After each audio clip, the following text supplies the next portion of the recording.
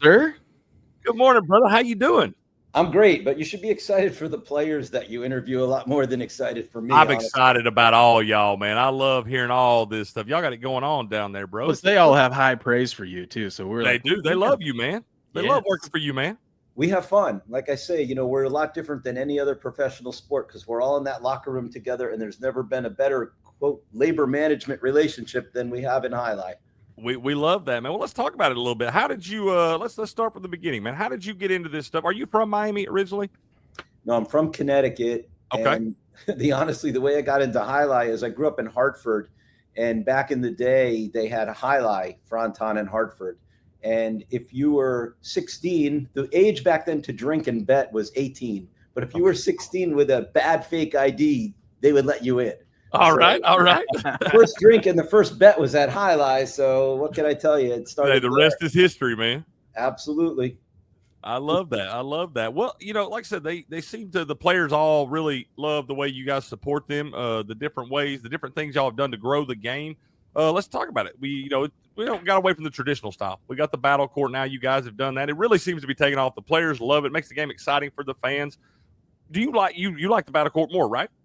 Yeah, absolutely. I think the way it was played before, they called it parimutuel Highlight with that rotation of 8 players, sort of like king of the court in tennis or whatever. Fans couldn't really follow it. It was a little bit complicated, and they didn't understand how you lose, you go off, and you got to wait to come back on. So we sort of came up with this idea of just play it like tennis is played because it's an international sport. Everybody pretty much understands the rules of tennis, and that's really what we just did is adopt tennis, singles, doubles, the 2 serves. A lot of things just didn't make sense to me. We bill ourselves as the fastest ball sport in the world, but then you were only allowed 1 serve. So I'm like, well, if I'm only getting 1 serve, how hard am I really going to throw it? Because I got to get it in. So that was like, all right, 2 serves like tennis, and you just have to tell the guys, throw the piss out of the first serve. It doesn't matter if you miss it; you're going to get your second one in 99% of the time. So it was a little adopting to the new rules by the players, but I think it's much better for the fans. I love your guys' championship rules where it comes down the tiebreaker. It comes down to just 1 set. How exciting was that in the fall there? Last 2, actually. Last was the last 2? It came down to okay. The last 2 have been. Listen, from my perspective, it's exactly what I want. I'm not sure it's what the guys want, but you go to that last one, and then Benny and Zuleika were like pretty cagey there. I don't think that they lost on purpose, obviously. Right. I do. I think they played them like Will does. Will's convinced that's the case. I know. I heard Will talking about that. But I mean, they just have a will to win. It's hard to beat Gaucheri. Like he hates to lose. So that was really unbelievable. Yeah. That's like as someone who's promoting the sport and whatnot, that's exactly what you want. That's like the best entertainment. Come down to the 1 set. For the championship, that's great. 2 best squads. Yeah, man, we love that. That's how is it when you're rooting on you know all these guys, you got good relationships with them. How difficult is it for you, like in the championship, like when someone's got to win and someone's got to lose? I bet that's kind of tough. So everyone's like, "Who's your favorite player? Who's your favorite team?" We're technically not allowed. Obviously, you have favorite players, right? Teams. But for me, I like it when the championship changes hands. If you win in our league, you get to keep 4 players out of 6, right? But you're drafting last, and it's both easy and hard to repeat, because you can keep your core 4, but you're going to have a drop off in those last 2 because you're picking last in the draft. So it makes it a little bit tough to repeat.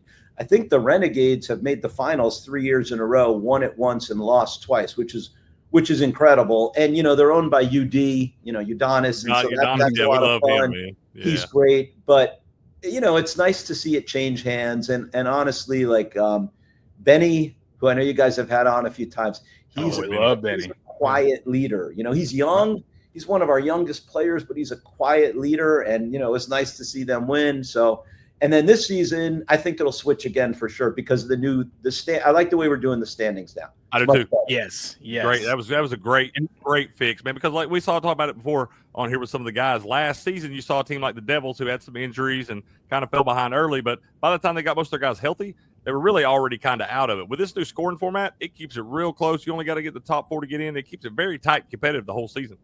Yeah, that's exactly what we were looking for. We'd go down to even maybe the last week or the last game day where somebody's got a shot to get in if they win. And it's going to be much tighter. And last year, if you got blown out in a match day, so it could be like 8.5 points to 0. That's crushing. Yeah. This year, okay, you don't get a point, but a lot of days like yesterday, it was a tie. And yesterday was crazy for me because that last match with Aratz and Urrutia losing to Gaucheri and Urbieta was unbelievable highlight. Yes, I mean, that was a great highlight. Holy crap! I mean, it was flying around there. So some of those slides and scoops and stuff these guys make, man, it's incredible to watch some of the shots. And I can tell them all the time they come on here, y'all send us our sets. This shout out, we appreciate that. I love it, man. But I got out with the front yard with my boys, just messing around, trying to do that thing. It ain't as easy as it looks, Scott. No, it's hard. I mean, it's really hard, and they make it look easy. And some of the shots yesterday, I mean, you got a ball. Some of the shots Urrutia and Gaucheri threw yesterday is about 130, 140, and you're 40 feet away trying to catch that thing. That's pretty amazing. It's coming 140 miles an hour and hard as a rock. Yeah. Yeah, and you got to catch it in this wicker basket. I mean, it's and keep it rolling without bobbling and all this stuff. I mean, they make it look so easy. And I got out there just messing with my boys. I even had my guy Buku come out. I was like, Buku, you got to try this because we're pretty athletic guys. We've always been able to pick up something and do it. Yep. You got to learn that highlight, man. I'm always amazed. I'm always amazed with it's kind of like basketball where there's runs where you can get blown out in one set and then come back. You could lose 2-6 or something like that, then come back and win 6-1. It's crazy all the time. The grooves that these guys get in. Some of the stuff that I like is in between sets. We used to have a rule. We call that area, where the players go after in between sets, the cage. And we started out with a rule that like nobody could go in there but the team captain. Now everyone's, and I just like, all right, what the hell? It looks better on TV anyway. Everyone's in there talking to the guys in between sets.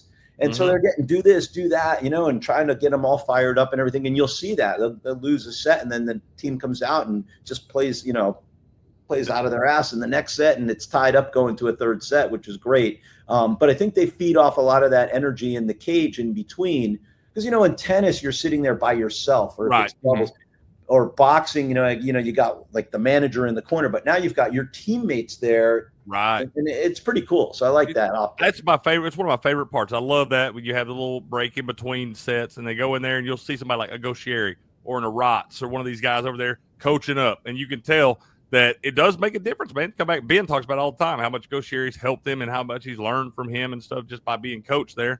I got this kind of a two-part question here because we talk about Urrutia and I love Lalu, the other new face in the league. How do you guys go about recruiting these guys and getting them over here because they're from overseas and stuff? How do you go about learning about these guys, getting them over here? And do we have any plans in the future? We had Joseph on here as a taxi squad guy. Do we have any plans in the future for maybe some expansion, maybe add some teams to this thing? So before the guys got as good as they were, we really couldn't bring the Spanish and French players over. Quite honestly, they were too good. Right. But then our guys really have put in the time and the effort. Guys like Ben and Jedin, who you've had on Bernard, Tennessee, Daryl. I mean, these were guys who never had a cesta in their hand, and it's not an easy sport to learn, but they've worked their asses off. So now the best players in the world, honestly, are in Spain and France. Other than the guys right now, Gaucheri and Urrutia and Douglas are probably 3 of the top 5 in the world. No one wants to play Gaucheri. I mean, he's going to Spain. We're letting him go to play a tournament over there, and hopefully he'll do really well. He's kind of the GOAT right now. Right. But so now that our guys are that good, we can recruit from Spain and France, and those guys want to come and play for us because we pay much more than they can earn over there. If you play over there, it's a hobby really, and they play on weekends. Basically, you get $500 for playing in a tournament. Even if you win it, it's like $500 or right. You probably got an entry fee you got to pay to get in, all that stuff. Yeah. And so everyone over there, the young kids they want to come and play at Magic City. So and they want to play Battle Court. So it's easy for us to recruit now from Spain and France. We've got 2 guys from France coming for next season and a player from Spain. But to tip the scales, we don't want to lose the American guys. So now our real mission is, and I sat down with a bunch of our players and said, hey, go find me some athletes, whether they're UM kids who aren't going to make, the NFL or MLB or whatever. Tell them, become highlight players. We'll train them. We'll teach them. Because y'all So have that's- several guys that have done that's that, the plan. that went on. You know, you talk about Tenard and Tennessee and those guys. A lot of guys that were other athletes in other sports that had never even heard of highlight, and then all of a sudden they come in, and they fall in love with the game and learned it, and that's a way to grow the sport. Absolutely. But those guys are not young. You know, like I sat with them. It was Ben and Tenard and Tennessee, and we were all sitting down the other day, and I'm like, hey, you guys are all, 35 plus, and, they're in great shape. They probably have another 5, 6, 7 years of highlight to play, but we need the next young group of Americans. We're lucky we have Benny, and Douglas, who are amazing players, but we need more young Americans. Okay. Will, I'm going to let you get a question. 1 second. Hold on. This is kind of part of it. I'm sorry I'm still in it, but I do want to ask about this. Well, you talk about getting young kids involved, man. I'm always like the NHL. I think always about there's a lot of spots in the country that wasn't available to play hockey for kids 20 years ago when we were able to play. And I think the way you grow a sport a lot of times is get the youth involved. Do you guys have any plans for the future, maybe camps or things like this where the kids can come in and maybe try to learn this game? Because you don't just have a highlight court on every corner where these kids can go do this stuff, So do you have anything planned for the future to maybe get the youth more involved? So Pitbull is one of our investors in the league, and Pitbull has schools called Slam schools, and he's got and this goes up through high school. So we're hoping to work with him and get some of these kids in high school interested in highlight. And then my guys are more than happy. A lot of the players are more than happy to pick up some extra money by teaching. So we'll use our fronton and bring some of these kids out and teach them, and then hopefully over the summer we can do like a summer camp. That's awesome, man. Well, that's a lot of times you see, for me, example, I didn't play soccer until I was in 11th grade. My dad never paid any attention to soccer at all until the point that I started playing. And then he gets into the game. So I think when you get some of these kids involved, then their parents who may not have known anything about the game, they start to get involved. They start to tell their buddies about it. And the game tends to grow exponentially when you do stuff like that. Yeah, 100%. And honestly, the baseball players tend to convert the easiest. Mm-hmm. It's been, we've got Bradley. I don't think you've had him on. I should have LA. We did. Bradley came on one time. Yeah, I like Bradley, man. So he was a high hurdler, in college. Yeah.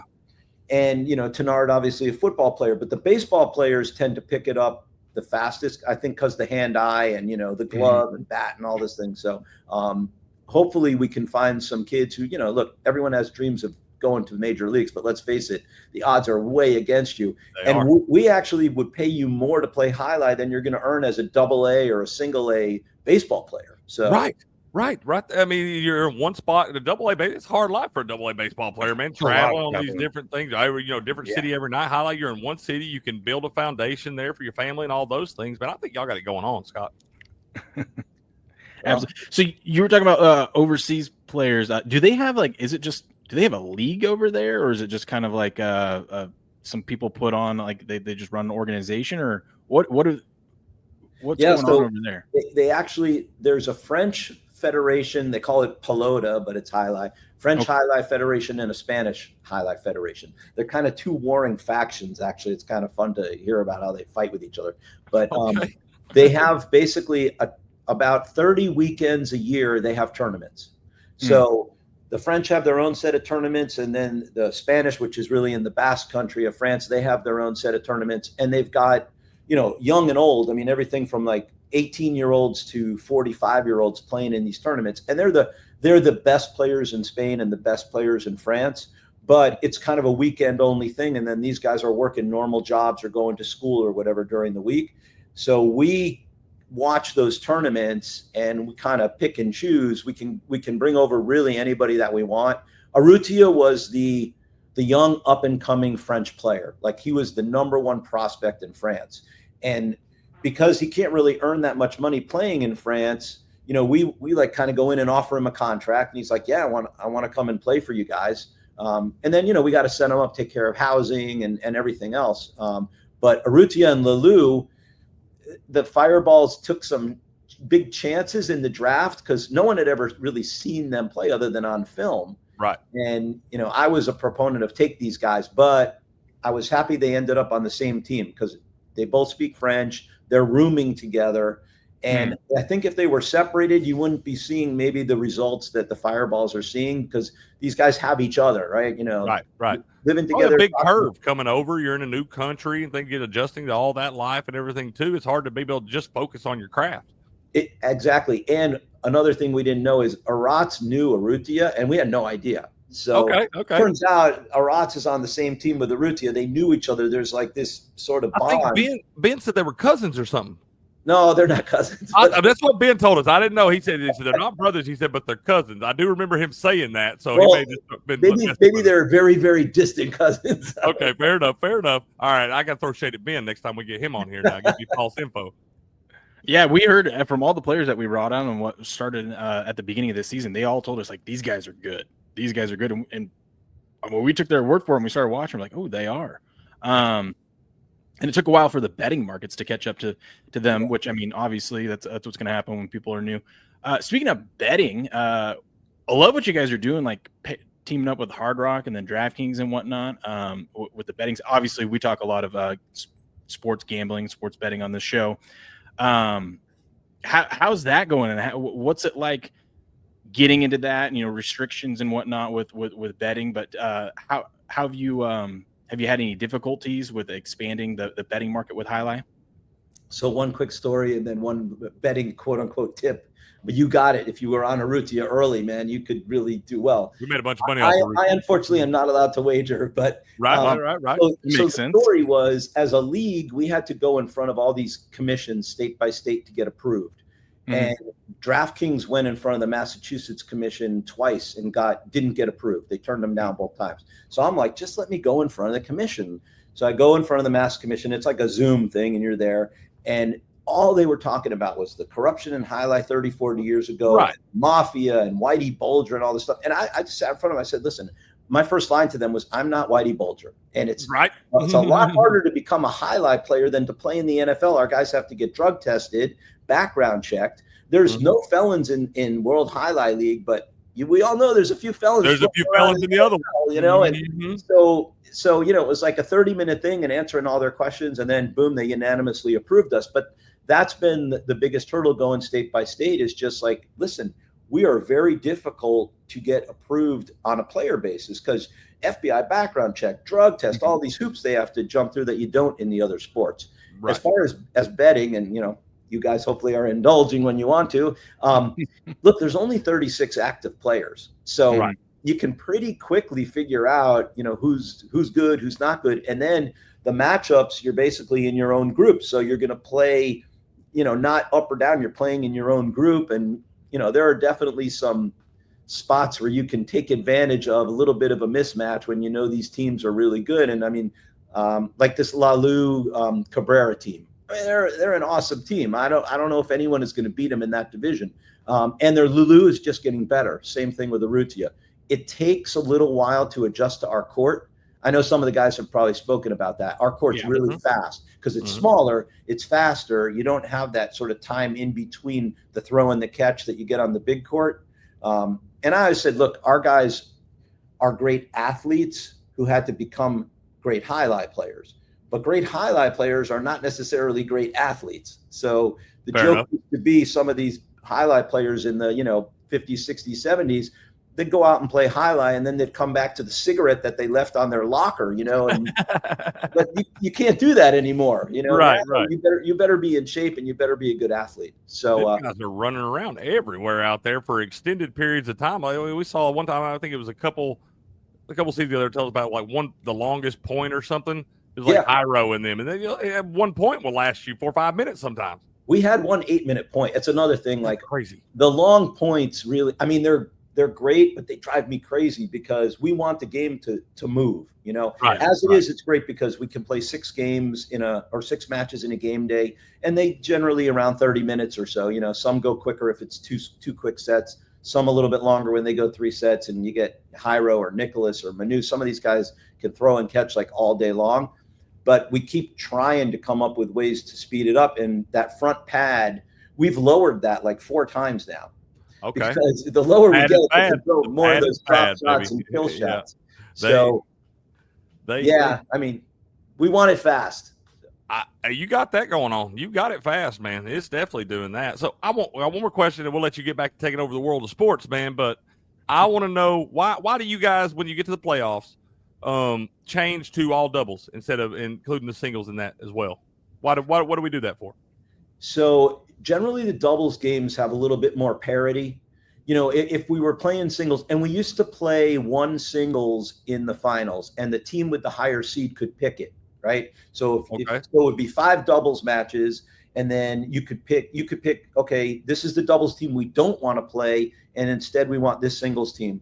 But the problem is the singles, there's a lot of mismatches. Yeah, there is. Yeah, and honestly, in a playoff game, who's really going to beat Gaucheri in singles? But in doubles, look what's happened the last 2 years. You got Gaucheri out there, but in the overtime, in that sudden death, he got beat. So, our goal is parity and is making every match go down to the wire. And I know you asked the guys, which do you like playing better, singles or doubles? But from a strategy point of view, the singles is definitely more strategic. But for the average fan watching, the doubles is insane because they're flying around the court, and it gets a little, sometimes Andrew, who you had on, will say, or Stu, our other announcer, there's a lot of traffic out there, and it gets pretty close and pretty tight. So I like the look of that. And Andrew, and I love what you guys did with that. And then this season also, was it your idea to extend the season so it's a little bit longer? I like that for those guys that have those injuries and need it, during the season, can recover. And with the new format, if you guys if they lose a game, it's not going to put you way down in the standings. But stretching the season out, I thought was a great idea.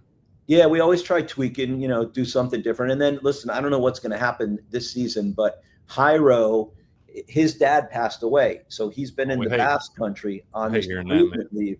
And the Devils are sort of patching themselves together. They've got Ferranda having to play up, and they got a sub, Carballo, who's going to be playing, I think, this Friday. But, the feel-good story is Jairo comes back, which we think he will before the end of the season, and the Devils make a playoff run. And, you got Benny on that team. Everybody loves Benny. So we'll see. We'll see what the Devils do. But, they're I think they become the sentimental favorite.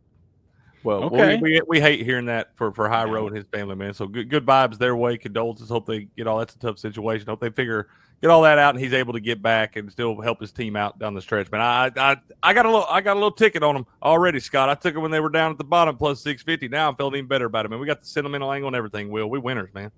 Absolutely. That's right. Well, Scott, thanks for taking some time to hang out with us this morning. We really appreciate you coming on and telling us some stories, and we appreciate everything you're doing, and we love bringing the athletes in every week. So we'll continue going forward with that. We love getting to know these guys and following the sport. It's awesome. And Andrew, we can bring Stu on one day. We've had Andrew on here. I like those guys do a great job in the play-by-play. People, they don't get enough credit for how good they are at their job. And I'll mute it sometimes and try to mimic Andrew. I ain't got it, man. I ain't got it. Andrew's got it going on there. But Scott, we really appreciate y'all, man.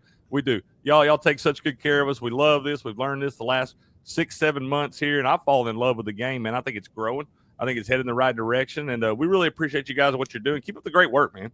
Well, thank you, guys. We appreciate you being out there spreading the gospel of highlights. So thank you. Yes, sir. All right. Yes, sir. All right, Scott. You have a great day, man. Be safe out there. Take care, guys. Later. Oh, that was awesome. That was a great interview, dude. Yeah. Great interview. We got a lot of good info there, man. I love this, man.